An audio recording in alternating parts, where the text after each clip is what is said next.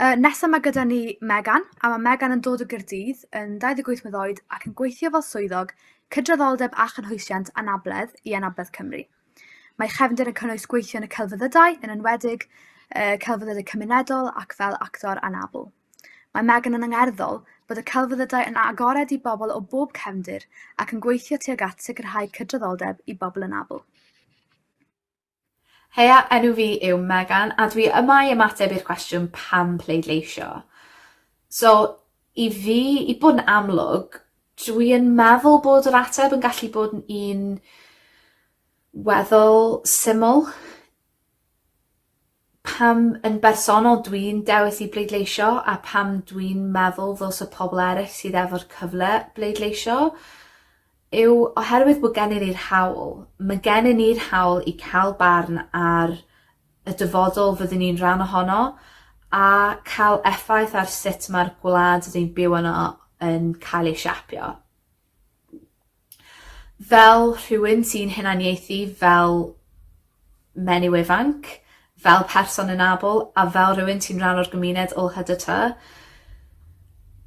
dwi'n gweld pwysigrwydd i fi fy hun lleisio fy marn ar sut dwi moyn i dyfodol Llywodraeth Cymru edrych.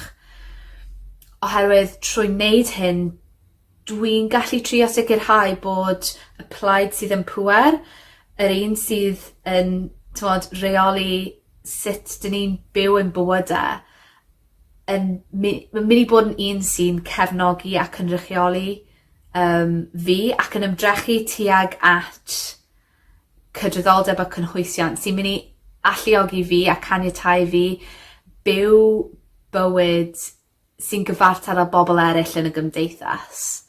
A dyma be mae'r pŵer o pleidleisio yn gallu wneud. Mae'n gallu rhoi'r cyfle i chi cael barn ar sut mae'r Llywodraeth yn mynd i edrych a os mae'n un sy'n mynd i cefnogi a ymdrechu tuag at y pethau sy'n rydych chi'n credu yno.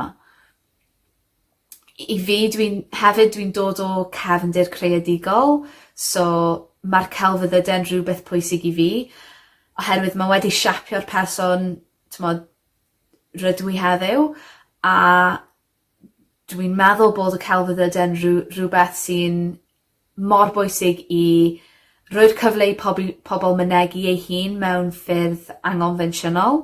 Mae hefyd yn rhoi'r cyfle i pobl dysgu mewn ffordd wahanol, a hefyd yn gallu helpu gyda iechyd meddwl pobl. Mae yna lot o bethau, lot o positives sy'n gallu dod allan o y celfyddydau'n bod yn rhan o bywydau pobl.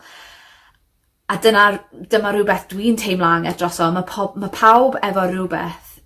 Maen nhw'n teimlo'n angerddol droso a maen nhw moyn fod yn un o'r pethau sy'n cael ei blaenoriaethu pan bod cyllid yn cael ei dosbarthu.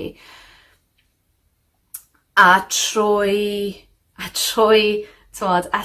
pleidleisio, dyma sut dyn ni'n gallu cael effaith. Trwy roi barn ni ar y pethau yma, dyma sut dyn ni'n gallu cael effaith ar sut bod y pethau ni'n angerddol dros yn cael ei effeithio. Felly, i fi, pam pleidleisio yw rydych chi efo'r hawl i dewis pa dyfodol rydych chi moyn bod yn rhan ohono.